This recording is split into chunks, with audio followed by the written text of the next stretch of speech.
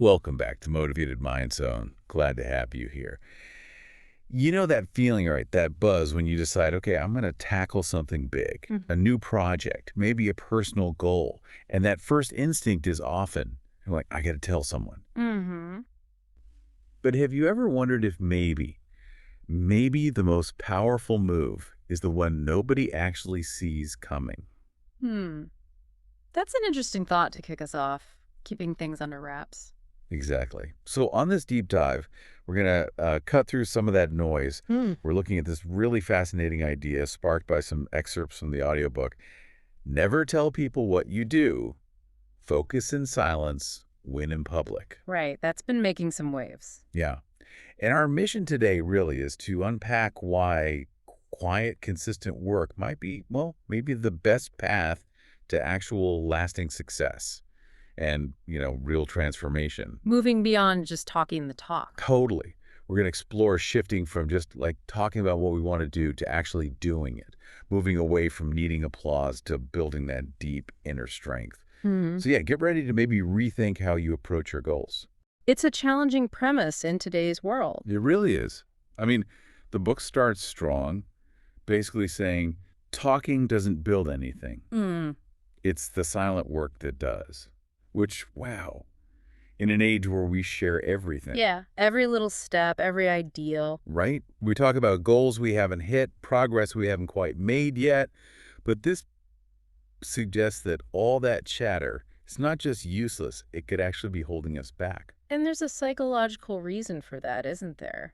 The source explains why talking can backfire. Yeah, what's the core idea there? Well, it says talking makes you feel like you've made progress even when you haven't. You get that little dopamine hit, that quick boost of confidence. Ah, okay. So it feels good momentarily. Exactly. Feels good, but it doesn't give you results.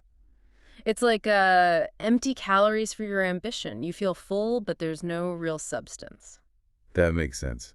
And the book links this quiet approach to something deeper, right? Not just being secretive, but like a real internal shift. Hmm. It talks about this moment of realization, like waking up one morning and deciding you've had enough of the nonsense. Okay. It's described as a real personal conversation with yourself that says, I'm not going to play small anymore. That internal commitment, that quiet decision, that's the powerful part. Not the big announcement to the world. Precisely. It's made when no one's watching. Yeah. It's about drawing that line for yourself purely for you, not for an audience. So the book really contrasts this. It says something like, you can keep talking about change or you can change. Yeah, and you can keep explaining or you can evolve. The point being, the world doesn't need the play-by-play of your intentions. It needs to witness your transformation. Yeah. That's powerful. But, that pull for validation is strong. How do we fight that urge? It's tough, no doubt, because that talking does give us something, that comfort. But the book warns, every time you talk instead of act, you trade your power for comfort. Trading power for comfort. Yeah, you get the immediate feel-good moment, the validation, but it keeps you stuck in the same place. You're essentially putting energy into performing progress instead of making it. Okay, so if talking drains power, what's the alternative? Where do we put that energy? That's where the discipline comes in. The discipline of unseen effort. Working quietly, consistently. Right. Work quietly on your goals every single day. It's not just about not talking. It's about doing instead, channeling that energy. Exactly. And it's about discipline over motivation. The source stresses stopping waiting for motivation and starting showing up with discipline. Because motivation fades, right? It comes and goes. But discipline is about the boring work, done every single day, quietly, consistently. Whether you feel inspired or not, that's where the real foundation is built. It's counterintuitive because we often want people to see us working hard. We want that acknowledgement. We do, but the audiobook pushes back hard on that. You've got to stop trying to impress people and start building something for you. And then it says, don't post it. Don't brag about it. Don't wait for feedback. Just work. That's pretty direct. Very direct. It's a call to internalize that drive, make it a private commitment between you and your goals. And this obviously requires a long-term view. It's not about quick wins. Absolutely. The source is clear. Building anything meaningful takes time. It takes effort. It takes sacrifice. And crucially, yes, it will be lonely at times. That loneliness factor, it's Oh, real. it is. You So have to be okay with not being noticed for a while. Patient. Because the promise is, eventually your growth will speak louder than anything you could have said. The results become undeniable. So how do we actually do this, practically speaking? How do you protect that quiet space in a world that's constantly demanding updates and explanations? That's about boundaries. Strong ones. The advice is simple. Protect your peace. Okay. You don't need to explain your routine. You don't owe anyone your schedule. That silence acts like a shield for your focus and energy. So you're not getting pulled in different directions by other people's expectations or opinions. Exactly. And doing that builds real confidence that comes from showing up again and again for yourself. It's an internal validation loop, not an external one. It reminds me of that line from the source. Something about the best work being unseen. Yeah, a really powerful one.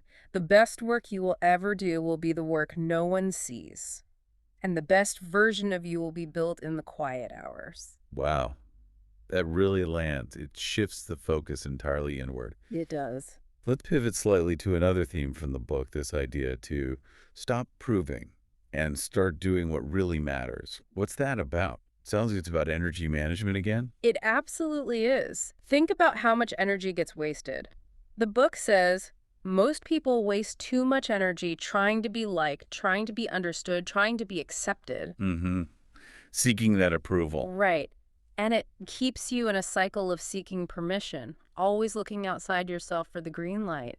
You end up trading real progress for performance. Performing progress. Huh? Yeah, I can see that.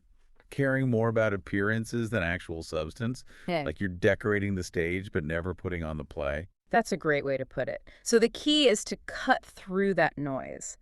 Ask yourself honestly about your activities. Are these helping me get where I want to go? Being ruthless with your time and energy. Exactly. Because what really matters rarely looks exciting. It's often the opposite. It looks like early mornings. Cutting out comfort. Sacrificing now to live better later. It's the unglamorous stuff. This stuff nobody posts on Instagram. Pretty much. It's the hard, consistent choices that might even seem weird to others. And there's a freedom in letting go of that need to prove, isn't there? The book suggests it's quite liberating. Hugely liberating. When you stop trying to prove yourself, you stop needing the world's permission. That's huge. You start making decisions based on your own standard. You operate from your own internal compass. Precisely. You define success your way. You're not performing anymore. You're just living according to your values and goals. That shift from external seeking to internal grounding is incredibly powerful. But what about when people don't get it? When you start changing, doing things differently, and maybe friends or family are confused or even critical? That's a real challenge, and the book acknowledges it. Growth means doing things differently, it says. And sometimes that means being okay with being misunderstood because you're building something deeper than what people can see on the surface. So you have to accept that misunderstanding as part of the process. To some extent, yes. The goal isn't to get everyone's approval. The goal is to become who you were meant to be.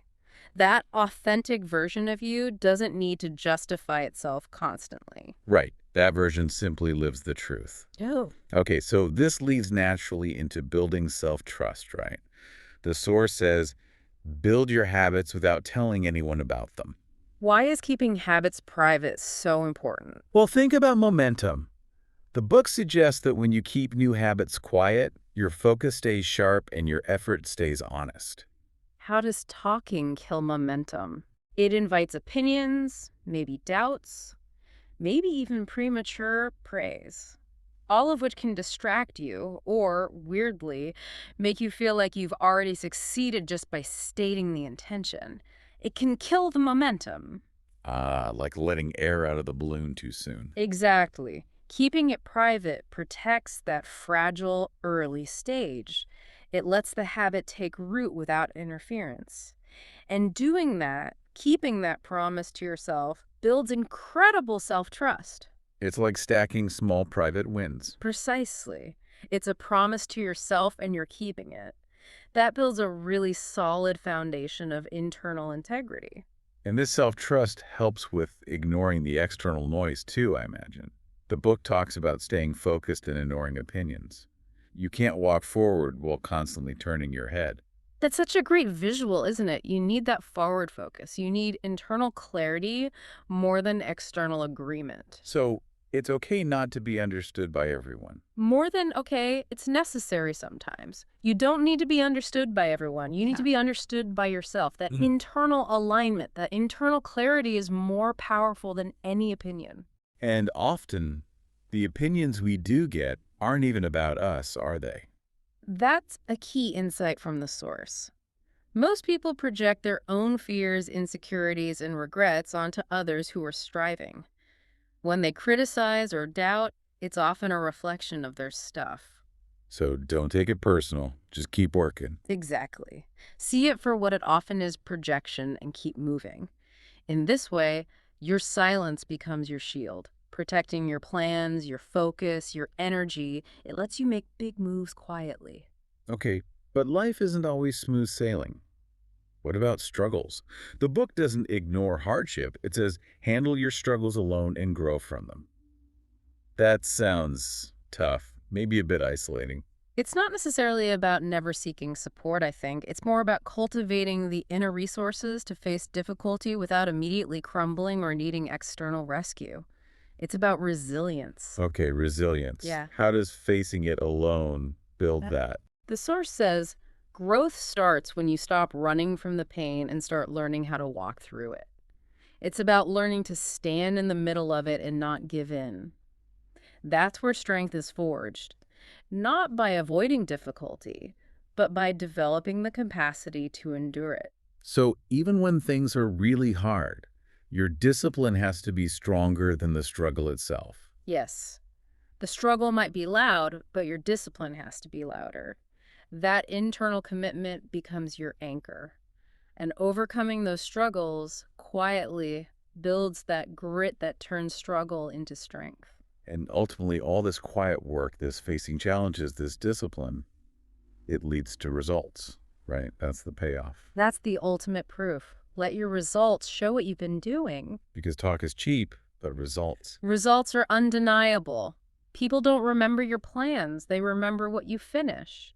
It's the proof, not the promise, that matters. And when those results finally manifest after all that quiet effort, It will be obvious. People will notice the change you've been working. The transformation speaks for itself. You don't need to announce it. It just is. yeah, it reinforces that whole idea. Real progress is quiet, it's patient, it's humble, but it always shows up in the end. Beautifully put. Wow. What an incredible deep dive today. Really exploring the profound power of keeping things quiet, focusing on consistency, discipline, looking inward. Shifting the focus dramatically. Yeah, realizing that true success, maybe real fulfillment, isn't about the external noise, the praise, but about actually becoming the person you want to be. Built in those quiet moments, that daily effort, letting the results be the announcement. It's a very different way of operating in the world. So maybe a final thought for everyone listening to carry forward. Yeah, please. Considering everything we've discussed, the freedom from needing that constant validation, the sheer power of unseen effort, the strength you build in silence, maybe ask yourself, what is one specific action, just one, you will commit to doing quietly, starting now? Okay. Knowing that its real value, its true impact, isn't going to be measured by applause or likes, but purely by your own internal transformation, how you change because of it. So embrace that quiet journey. Live it every day, every hour, every choice. Because, as the source powerfully reminds us, real success, it doesn't need to shout, it doesn't beg for attention.